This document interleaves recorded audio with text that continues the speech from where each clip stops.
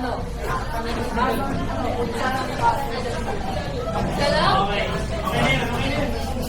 Okay, isa sa mga nagawa niya is abot niya ng pasig, kaya magbigay ka pa ng isa.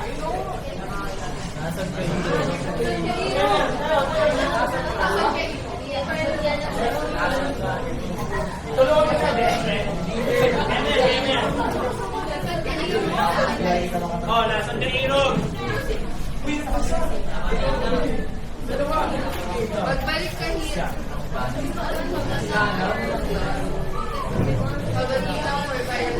Okay. Kabitki na for human. Yeah, no. Okay, meron siya isang legacy. Nagkaroon siya ng tanghalang ni Canora Bilardo. So, nakaka-proud. Panampahan natin. Ngayon, nagkaroon siya ng tanghalang ni Canora Bilardo Hall. And then, pumunta na tayo kay Antonio Molina.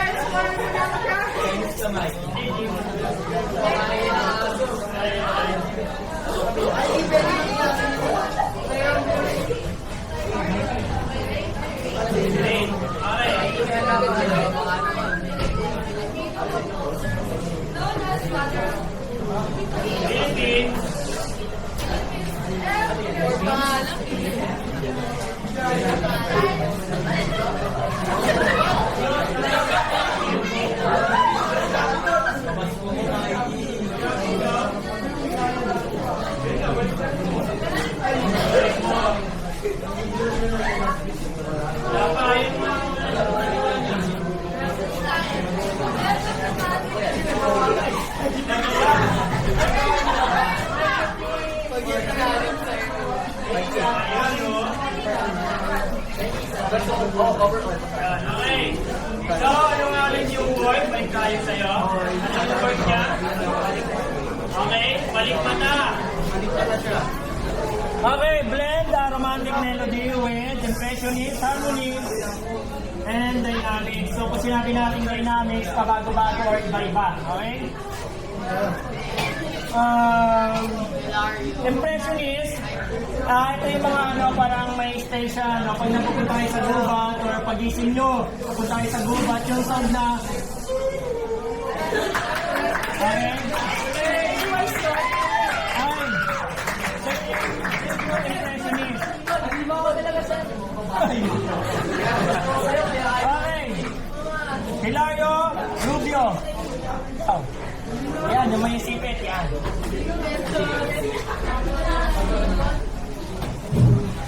Hilario Rubio, composer, teacher, conductor. Clarinet. Known for orchestral works, conducting opera, ballet, dance, recitals, movie scores. Okay, movie scores. Ito si Hilario Rubio. Ang pinakalaman dito, palatandaan is yung clarinetist. Clarinetist means clarinet. The word clarinet. Yan, is lead word. Alalahanin nila yung Hilario Rubio. Para siyang si sino ba yung sinabi? Squidward. So yun pala tandaan nyo. Tapos, meron siya mga ginawang conducting opera. Alam nyo lang mga opera, di ba? Dating na yun? Okay. Yung mga sama-samang music. Okay. So yun yun. Nagko-conduct siya ng opera. Recitals, movie scores. Ayan. Colonel Antonio Benaventura. Yes, Ding Dong. Nagsabi ako ng 100 na tao. Okay. Colonel Antonio Benaventura. National Artist for Music. Vocals are promoted Philippine music using extensive folk materials. His achievements are documented folk dance music nationwide, restored around Philippines. Ano yan? Constabulary Band. 1945. Okay. Si Colonel Antonio Benventura, isa siyang national artist for music. Pag sinabing national artist, means Panglahatan. lahatan. Buong bansa. Buong bansa. Okay. So, isa siyang national artist pagdating sa music dito sa buong bansa. Okay. Thank you. Okay. Focus and promoted Philippine music using extensive materials. So, documented folk dance. Ayan.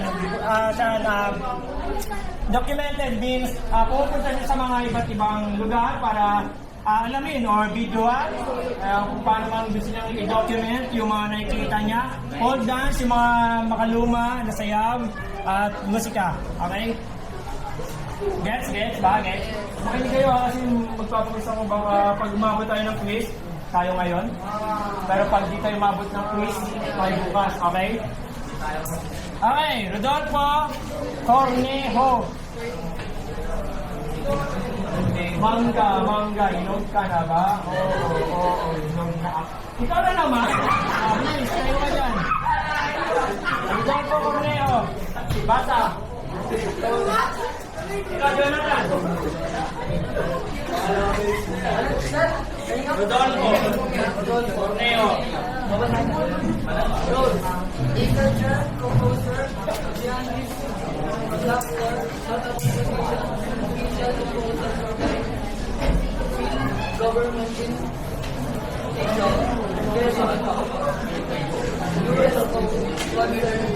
director, So, Luis. musical director,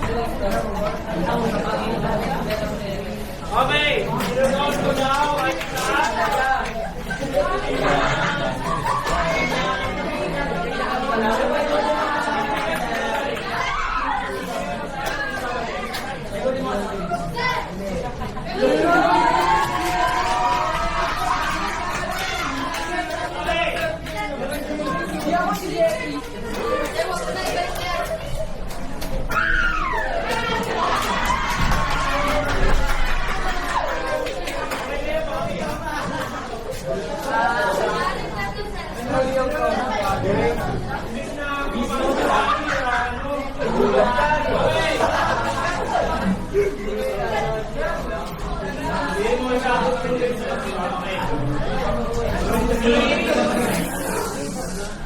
Si Rodolfo Cornejo daw ay isang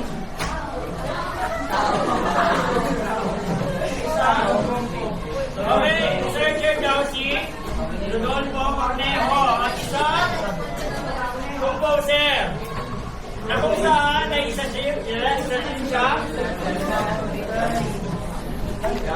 pianist. Kasi yung pinasa mo? Ay, kalayo. Ay! Si Rodolfo Cornejo ay isang composer, pianist, conductor, at yun lang. Yan, so yung mga pinakatatandaan nyo kay Rodolfo is isang researcher. Siya lang naman natin niya yung naging isang researcher dyan sa notable Filipino composers. Okay, dito na tayo kay Philippine.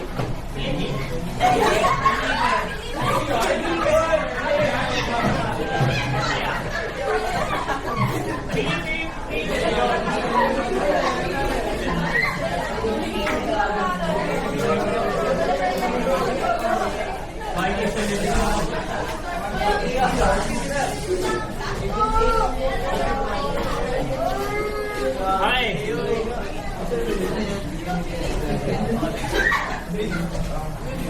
Wala pa talaga natapos yan.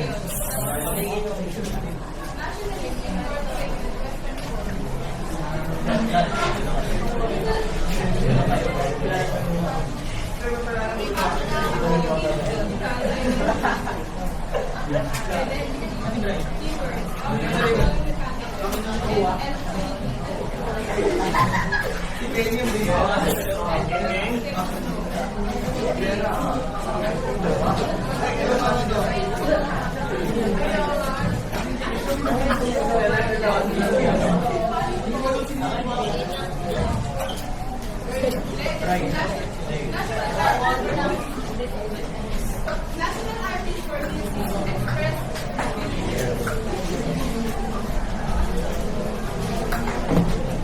naligaw na rin ako sa'yo. Okay. So, si P. De Leon ay isa siyang style nationalist, incorporated Western forms. Okay. Sa mga keywords niya, ay gumawa siya ng isang opera ng Noli Me Tangere at about din sa Excellent Turismo here. Okay. So, gumawa siya ng mga himno about sa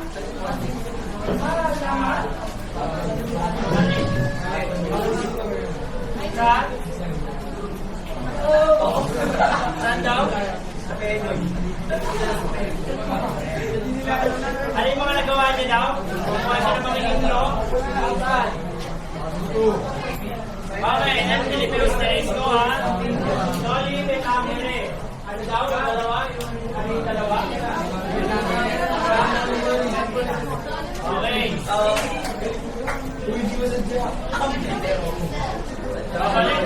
Kunin ko. Okay. Lucio San Pedro.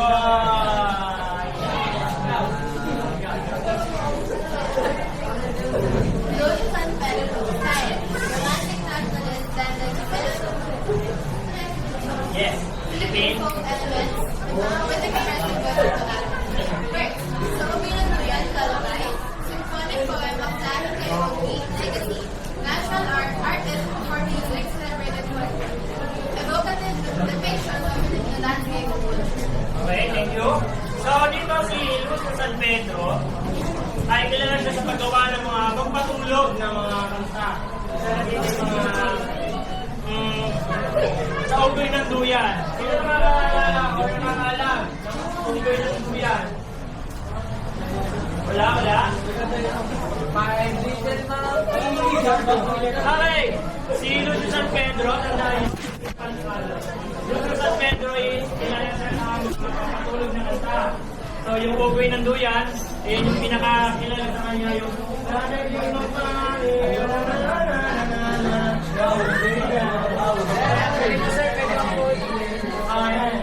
wala, wala? Wala, ay.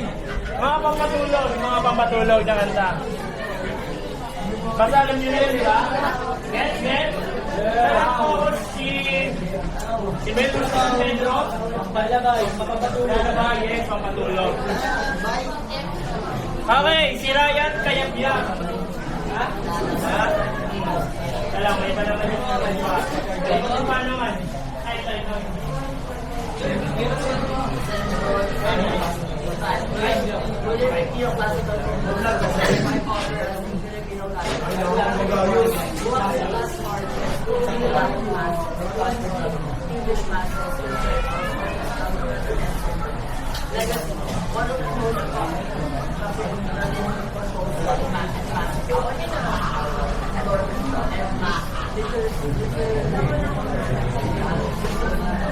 Okay. So, may nakakasama pa sa inyo ko or ano?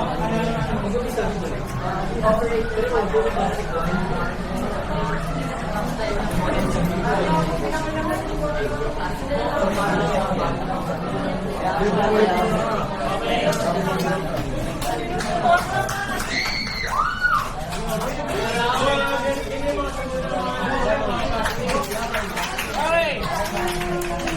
So, napansin niya agad yun pag sinabi ko yung Neo, new or bago, so modern. Yun lang. Okay. So, sa madaling salita, okay, DJ. Sa madaling salita, ano yun? Ano daw yun?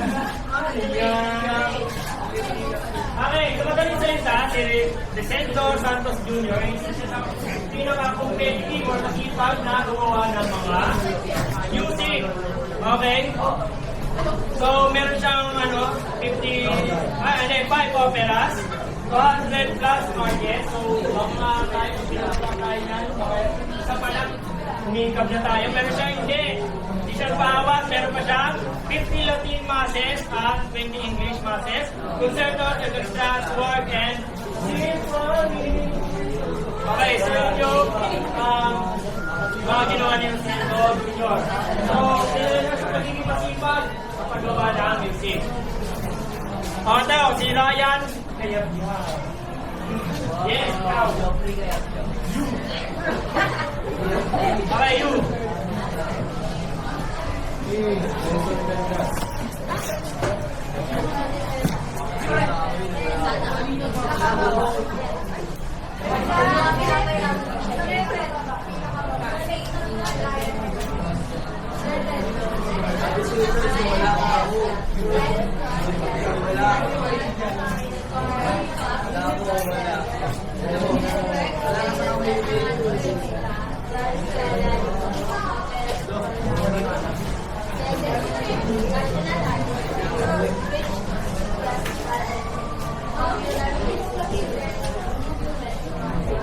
Okay, thank you. Okay, Ryan Kayabya, isa rin siyang national artist for music. Okay, at isa sa mga works niya is Pinag ka na Jonathan Ikaw. Sa mga works ni Ryan Kayabya, okay, thank you.